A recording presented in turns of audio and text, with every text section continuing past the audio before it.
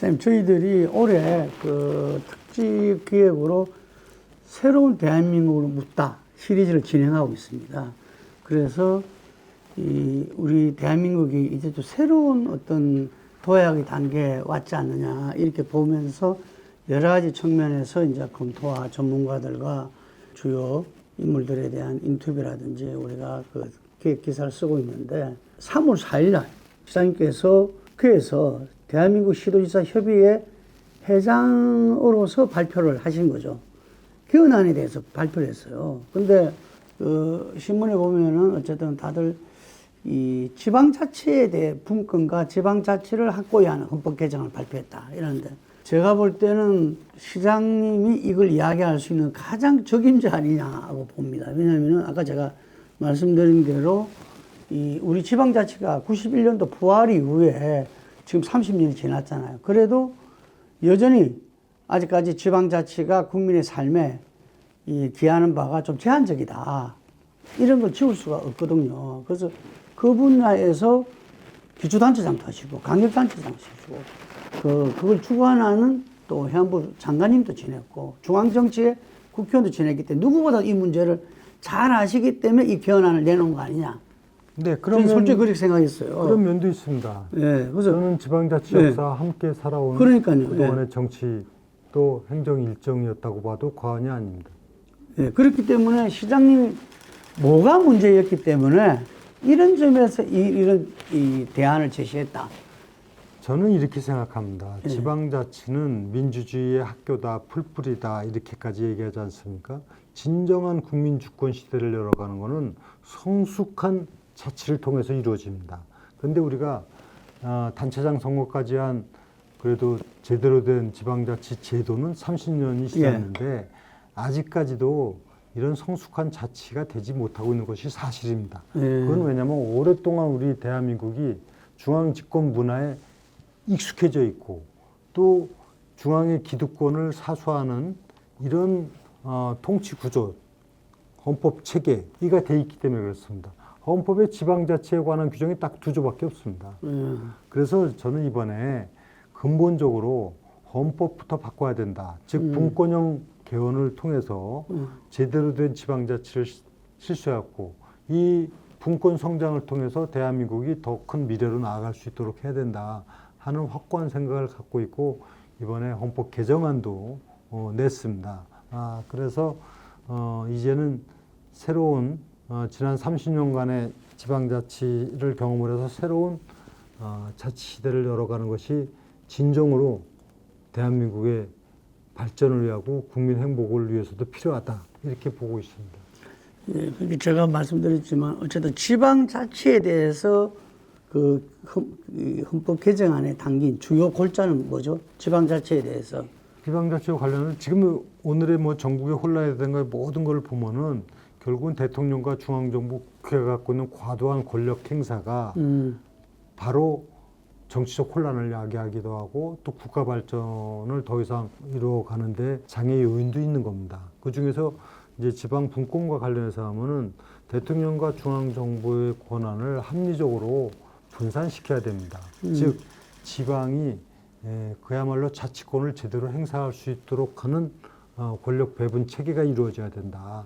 이건 이제 법률을 할 사항도 많지만은 헌법상에는 그 대원칙을 천명해야 된다. 그 중앙과 지방 정부가 대등한 관계에서 협력하면서 국가 발전을 이루어 나갈 수 있도록 해야 된다. 그렇게 하려면 지금 대통령이 갖고 있는 과도한 권력 행사를 분산시키는 제도가 필요하고 그 중에 하나가 이제 뭐 정부 통령제 문제라든가 자치권의 강화라든가 또 중앙 정부가 갖고 있는 이 기득의 권리를 내려놓을 수 있도록 하는, 조정할 수 있도록 하는 분권형 개헌이 되죠. 이런 부분이 이제 토대가 되고 그와 동시에 사실은 중앙정부 대통령뿐만 아니라 국회가 갖고 있는 이런 과도한 권력 행사가 또 이 건강한 지방자치 발전이라든가 국가 발전에 상당히 어떤 장애 요소까지도 된다고 볼 때 이거를 내려놓는 방법 또는 조정하는 방법이 이제 중대선거구제, 양원제 이런 제도입니다. 이걸 통해 갖고 양원제도 상하원제라면 상원은 지방 정부를 대표하는 사람들을 구성하는 거죠. 즉 17개 시도의 대표성을 갖고 있는 사람들이 상원 의원을 구성하고 하원에서 조정하고 통제하지 못하고 혼란을 겪는 걸 상원에서 조정해 줄 수 있는, 미국의 상원도 50개 주에서 2명씩 선출하는 100명의 의원이 바로 이런 기능을 하지 않습니까? 이것도 어떤 중앙 중심의 권력 문화를 근본적으로 개선하는 내용, 이런 내용 등등이 되겠습니다. 지금 시장님 내놓으신 그 개헌안이 현재 타 정치인들이 주장하는 개헌과는 상당한 차이가 있다, 이렇게 이제 지적들을 하거든요. 근데 시장님이 생각할 때 그 차이는 어디 있다고 보십니까? 지금 다른 분들이 주장하는 건 개헌을 해야 된다 하고, 뭐 권력 구조를 어떻게 해야 된다, 의회를 어떻게 해야 된다, 이런 얘기를 크게 말하자면 제목만 얘기하는 형태가 되는 것에 비해서 저는 헌법 전문부터 부치까지 모든 개정안을 실질적으로 만들어서 실체가 있는 개헌안이죠. 실체가 있는. 지금 다 만드셨습니까? 다 만들어서 발표를 했습니다, 어제. 그리고 3월 7일 날 국회 토론회를 거쳐서 또 논의를 하고, 이렇게 실체가 있는 개헌안이지. 개헌안 정치적 내용은 주장은 다 어제 발표가. 다 지금 정리가 되어 있죠. 네, 그렇습니다. 그래서 이 개헌을 준비하는 실행력에서 차이가 있다, 이런 말씀이시네요. 실체적 내용을 갖고 하는 것이고, 그것은 왜 해야 되고, 이렇게 되면 무엇이 바뀌고, 이런 거에 대해서 뭐 무장이 되어 있다고 할까요? 네. 그런데 지금 개헌에 대해서 이야기할 때 이 많은 분들이 시기가 문제라는 이야기를 많이 하고 있습니다. 이 개헌의 시기, 개헌 언제 할 거냐? 개헌은 지금이 적기다고 하는 것이, 소위 말하면 이 개헌의 필요성에 대해서 얘기하는 정치 중진들, 원로 정치인들이 공통적인 얘기고, 학계도 그렇습니다. 왜냐? 사실 대통령이 되기 전에는 개헌해야 된다고 얘기를 하지만은 되고 나면은 그게 어렵습니다. 왜냐하면 개헌은 지금이 권력 구조라든가 기득의 권리를 내려놓는 겁니다, 사실은. 네. 그건 누가 합니까? 그래서 대통령이 되고 나서는 어느 누구도 개헌을 못해요. 그래서 지금과 같은 전국 상황이 바로 개헌을 할 적기라고 하는 것은 분명합니다. 그리고 지금 헌정회장을 비롯해서 국회의장을 비롯해서 정치 원로들이 모두가 한결같은 얘기가 지금이 적기라고 하는 것이죠. 네. 지금이 바로 적기다. 그리고 이 개헌을 통해서 새로운 헌법 체제하에서 대한민국이 정부가 구성이 되고 정치권이 새롭게 정비가 돼야만이 그것이 대한민국이 발전해 갈 수 있는 미래다 해서, 개헌은 때가 있는 건데 대통령이 되고 난 상황에서는 쉽지가 않은 것이 경험 법칙이에요. 그런데 시장님, 아주 지당하신 말씀이지만 지금 우리나라는 비상 상황이잖아요. 네. 지금 헌재에서 탄핵 재판이 이루어지고 있고, 만약에 이게 인용이 된다면 60일 이내에 대선이 실시돼야 되잖아요. 그러려면은 그거는 너무 시간이 없는 거 아니겠습니까? 그렇지가 않다는 걸 제가 말씀드리겠습니다. 그렇습니까? 개헌에 대해서 지금 적기라고 본 건 개헌에 대한 의지만 갖고 하면은요. 네. 전행 헌법 체계에서 개헌을 하지 않습니까? 그럼 네. 공고하고 국회에서 60일 이내에 심의 의결하고 30일 이내에 국민투표를 붙이지 않습니까? 이거는 진짜 해야 되겠다고 여야가 합의만 되면 하루 이틀에도 국회는 통과할 수 있는 거 아닙니까? 네. 그렇기 때문에 시기를 갖고 하는 부분은 안 하겠다는 핑계일 뿐이지, 의지만 가지면 할 수 있는 겁니다. 그럼 핵심적인 사항만이라도 정리하고, 그 다음에 우리나라는 경성헌법입니다. 헌법을 개정하는 게 굉장히 어렵게 돼 있는데 연성헌법으로 바꿔서, 즉 우리가 독일 같은 건 매년 개헌해요. 매년. 그런 자세만 갖는다면 결코 이건 시기의 문제가 아니고, 또 하나 중요한 말씀을 하면 이 헌법 개정과 대선이 동시에 할 수도 있어요. 오늘 정대천 회장도 그런 얘기입니다. 이건 문제가 아닌 거예요. 그래서 이거는 맘만 먹으면 뭐 얼마든지 정말 한 달만 해도 가능도 한 겁니다. 그래서 개정된 헌법으로 대선을 치를 수 있다, 이 말입니까? 두 가지가 있습니다. 개정된 헌법에 의해서 대선을 칠 수도 있고, 만약에 조기 대선이 있을 경우, 네. 또 만약에 탄핵이 인용되지 않고 기각된다 하더라도 윤석열 대통령도 임기에 연연하지 않고 약속했죠. 하겠다고 예. 했지 않습니까? 예. 그러니까 만약에 탄핵이 기각돼서 대통령이 복귀하더라도 그 헌법이 새로운 헌법이 있어야 그거에 따라서 하는 것이지 대통령이 마음대로 합니까? 그러면은 그에 따라서도 개정된 헌법에 의해서 대통령이 어떻게 거치를 하고 일정은 어떻게 되고 그게 다 지금 그런 걸 정해놓은 헌법 개정을 했거든요. 그러니까 이걸 잘 모르는 분이나 아니면은 자기 정치적 이해관계에 따라서 지금은 뭐 개헌 아니다고 하는 거는 자기 정치적인 이해관계의 문제지 진짜 나라를 생각하고 국민을 생각한다면 개헌 논의는 시기가 그 이유가 되지 않습니다. 분명히 말씀드리지만 이 개헌에 의해서 그 대선을 칠 수도 있고 또 지금 탄핵이 기각돼도 앞으로의 헌정 질서는 이 개정된 헌법에 의해서 진행할 수가 있기 때문에 일자를 갖고 얘기하는 거는 그거는 잘 모르는 얘기지. 어쨌든 지금이 적기다. 적기다. 예, 그 모두가 거기 이 자기 이해관계를 떠나면 얼마든지 할 수 있다 이런 이야기시네요. 그죠? 그렇습니다. 예. 그런데 이제 그 시장님은 국민의힘 소속이잖아요. 네. 국민의힘 소속은 조기 대선 입 밖에 낼 수가 없어요 지금. 왜냐하면 탄핵에서 아니 그러니까 좀 오해를 했는데 국민의힘에도 개헌특위위원장이 구성이 돼서 있죠. 주연이 예. 돼갖고 예. 개헌을 하고 뭐 당의 지도부도 다 개헌 주장이에요. 지금 말씀하신 건 조금 다른 게 조기 대선은 탄핵이 인용된 것을 전제로 했을 때 조기 대선을 할 때 그런 공식적인 얘기를 못 하는 거고 왜냐면 탄핵 결정이 안 됐기 때문에 그렇죠. 제가 말씀드린 건 탄핵이 인용이냐 기각이냐 관계없이 개헌은 개헌은 하고 관계없이 개헌은 추진해야 된다 이런 얘기입니다. 그러니까 제가 그 말씀 잘 알아들었고요.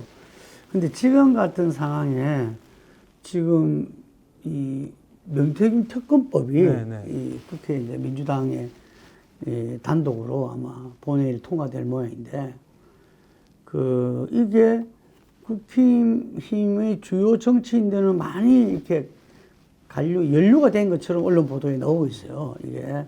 근데 시장님은 거기에 대해서 전혀 이런 거론되지 않은 자유로운 이런 그 상황인데 어떻습니까? 이게 제가 보니까 지난 그 대선 때와 지방선거 때 상당히 영향을 많이 끼친 것 같아요. 그래서 이 강력단체장들이 많이 언론에 이름이 거론됩니다. 이거 좀 어떻게 보셨습니까? 저도 언론에서 보도되는 것 이상의 제가 뭐 개인적으로 갖고 있는 정보는 없습니다. 그리고 이게 수사가 진행되고 있기 때문에 거기에서 제가 무슨 개인의 의견을 달 사항도 없습니다. 다만 이런 그 예민한 문제와 관련해서 정치인들이 사실 의혹받지 않도록 어떤 상황에 대해서 사실관계를 확인해서 국민들이 알 수 있도록 하는 것은 필요한 부분이라고 보고 그것은 지금 이제 수사가 진행되고 있고 또 향후에 전개될 문제이기 때문에 제가 거기에 대해서 개인 얘기는 더 이상은 얘기하지 않겠습니다만 어쨌든 간에 어떤 국가 지도자들은 적어도 도덕적인 문제, 특히 각종 국민들의 의혹에서부터 좀 자유로운 상황에서 정치를 하는 것이 바람직하지 않느냐 생각합니다. 예. 지금 이번에 어쨌든 언론에서는 계속 대선 주자 기사를 나오고 있습니다. 나오고 있는데 가장 또 중요한 특징 중에 하나가 강력 단체장분들이 많이 거론되고 있어요. 제가 볼 때는 준비된 대통령이 필요하니까 행정 경험이 중요하다. 그래서 강력 정도의 행정 경험이 중앙 정치, 나라를 운영하는데 상당히 중요한 근거가 되지 않겠나. 이런 기대치가 있는 것 같아요. 그래서 강력 단체장분들 이름이 많이 거론되는데, 어떻게 보고 계십니까? 광역단체장은 어떻게 보면 작은 정부를 경험한 사람들 아닙니까? 예. 그런 의미에서는 상당히 중요한 그 정치적 자산을 갖고 있는 분들입니다. 또 하나는 광역단체장은 대통령 다음으로 가장 많은 유권자로부터 선택받은 사람들입니다. 수백만이 됐던, 뭐 천만이 넘던. 그렇기 때문에 대통령 다음으로 가장 중요한 정치적 위치에 있는 사람들 아닙니까? 그리고 거기에 다양한 경험이 있고 그렇기 때문에 그는 훌륭한 장점이에요. 근데 그리고- 그런 네. 되는 거는 자연스러운 거네. 네, 그런데 이제 뭐 그 외에 이제 결국은 국민들로부터 어떤 선택을 받느냐는 국민들이 몫이겠지만은 그런 부분에서는 좋은 자산이고 또 그만큼의 어떤 국가 지도자로서 가기 위한 어떤 그 여건은 비교적 갖고 있는 분들이고 또 거기도 또 다 다르죠. 근데 얼마큼 경험이 있고 또 얼마큼 어떤 국민이 신뢰할 수 있는 길을 걸어왔는지 이런 건 또 다 개별적이겠지만은 일단 기본적으로는 그래도 훌륭한 자산들인 거는 맞다고 봐야 되겠죠. 한나라당 시절 2007년도에 예를 들면은 경기도지사였던 손학규 지사하고 서울시장이었던 그 이명박 시장이 서로 경선에서 붙었었어요. 근데 그때 제가 이제 조사도 하고 인터뷰도 하고 다니는데 보니까 경제 성장률은 경기도가 더 높았더라고요. 네. 외자 유치도 더 많았고. 그렇지만 경제 대통령이라는 그 타이틀은 이명박 시장이 가져갔거든요.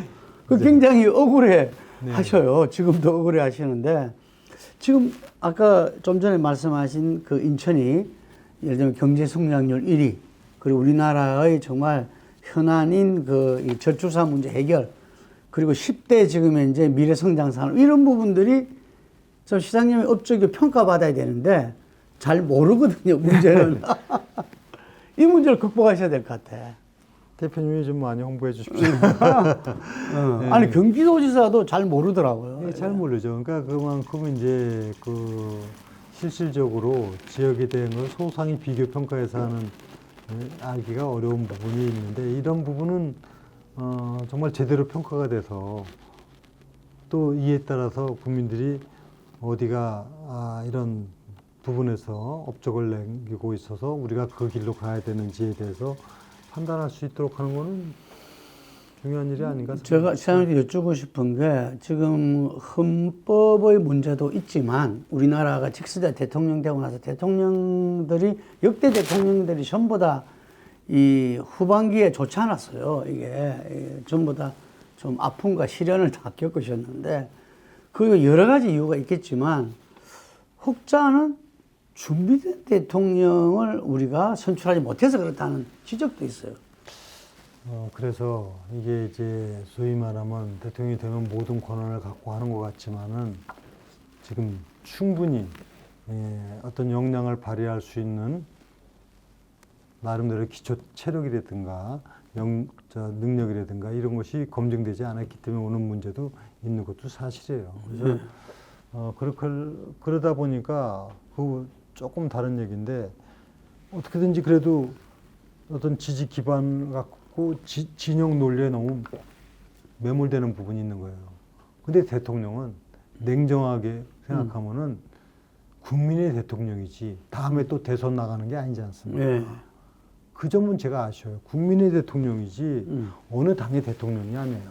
선거를 치를 때 어느 당의 지지 기반을 바탕으로 해서 국민들에게 선택을 받았지만은 대통령이 되고 나면은 사실상 국민 모두를 대상으로 해서 국정을 펴나가는 그런 대통령이 돼야 돼요.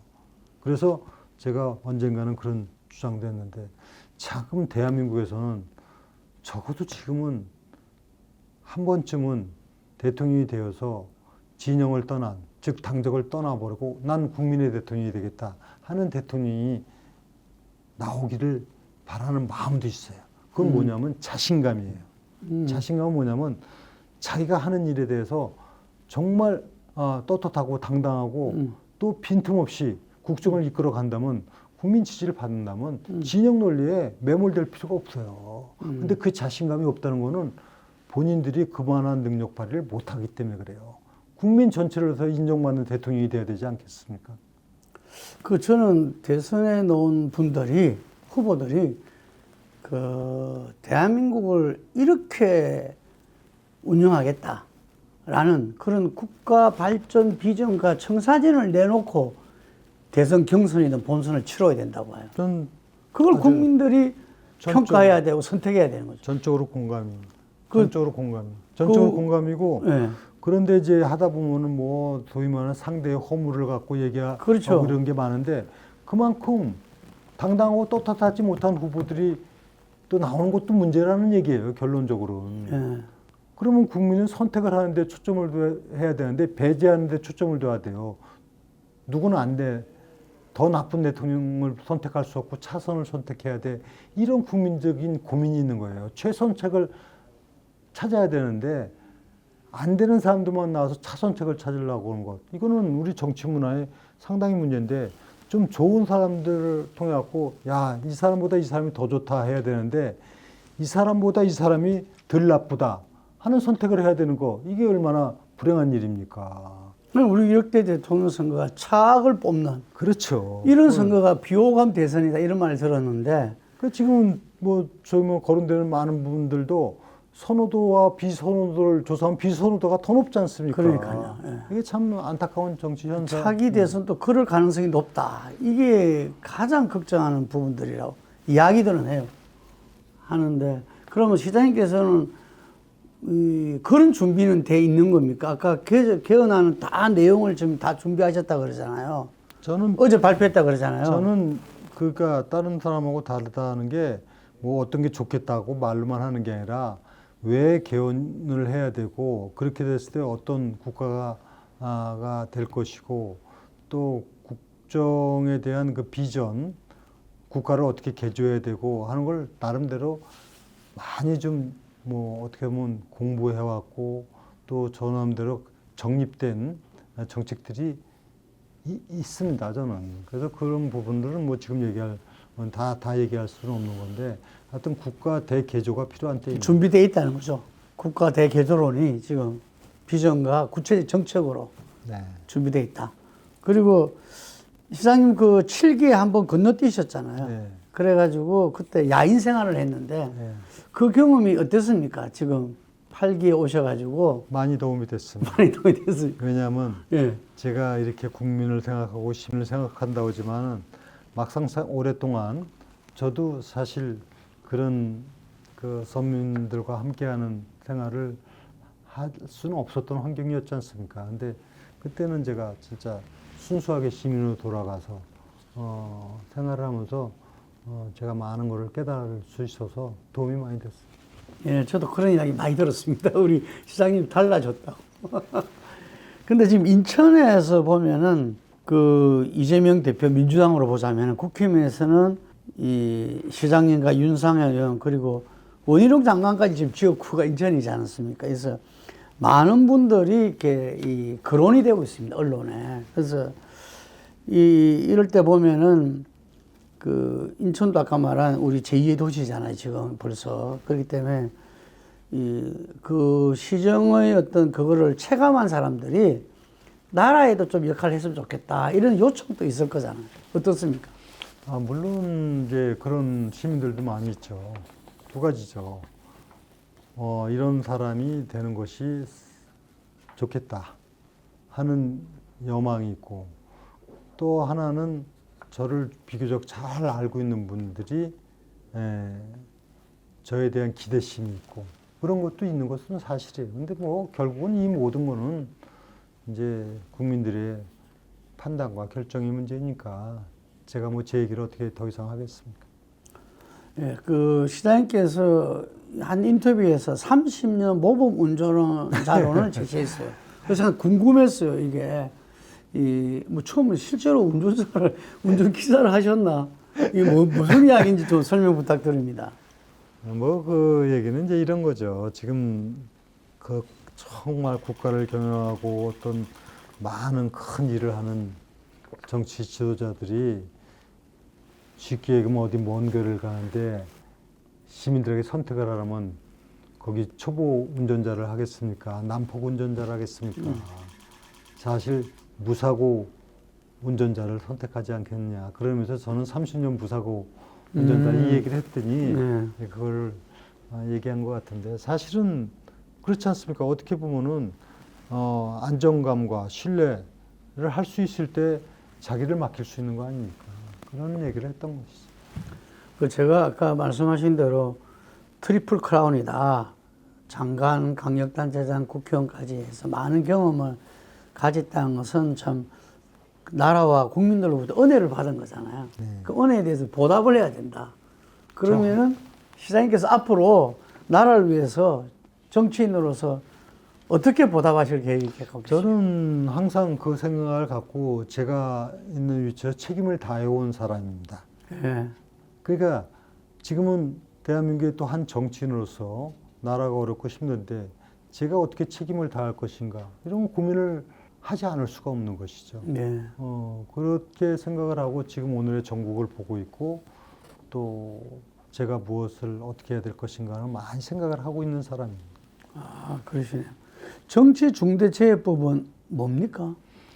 이것은 지금 중대재해법이 어떤 사업 현장에서 사고가 발생하고 뭐 피해가 있을 때 어떤 인사사고가 나고 그랬을 때 그 경영주를 처벌하는 거 아닙니까? 그렇죠. 예, 예.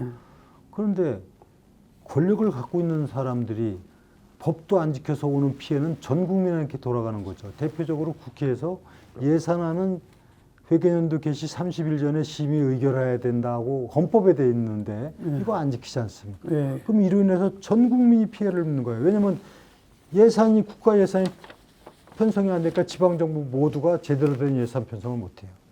또 사법부에서 대표적으로 선거법 위반, 즉 공직선거법 위반 사건에 대해서는 633, 1심 6개월, 2심 3개월, 33개월에 처리해야 된다고 법에 명시돼 있어요. 왜냐?